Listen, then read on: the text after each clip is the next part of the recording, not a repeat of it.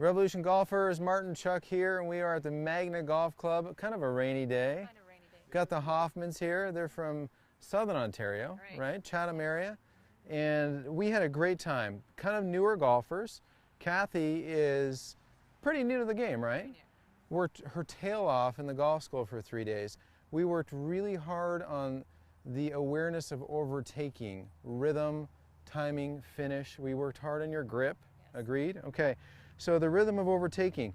Now, we have a heavy thing at the end of a stick, right?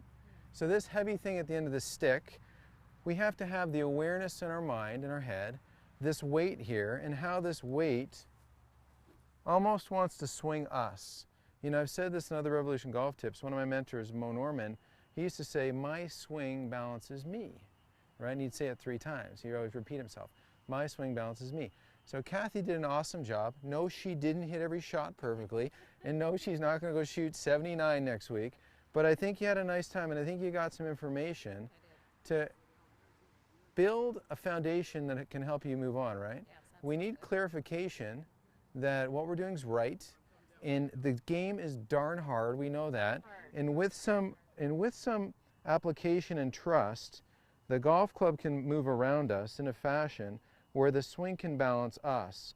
So, you know, when I'm hitting shots, pretty solid strike, I'm in balance.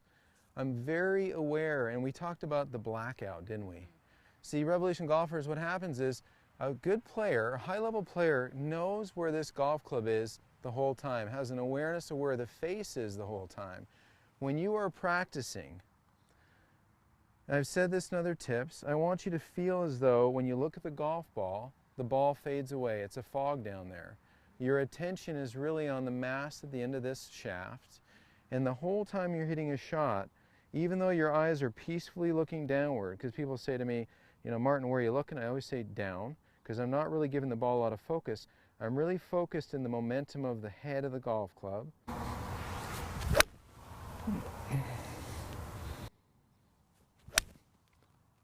And I know where that momentum is the entire time, okay? Now, as newer golfers, they're not going to know where the head is the whole time. They're not going to know where the face is the whole time. But if you put your awareness there, say you do a practice plan of 5 balls, and you don't get too wrapped up in where the golf balls go, but you set the ball down, you walk into your T-square, your alignment setup, and your attention is to say to yourself, where is this golf club the entire time during its motion?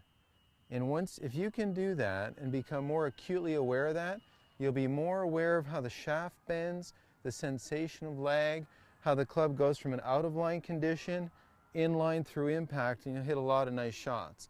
And you guys know I'm a fan of the Orange Whip. There's a couple laying around over here. The Orange Whip helped Kathy a lot.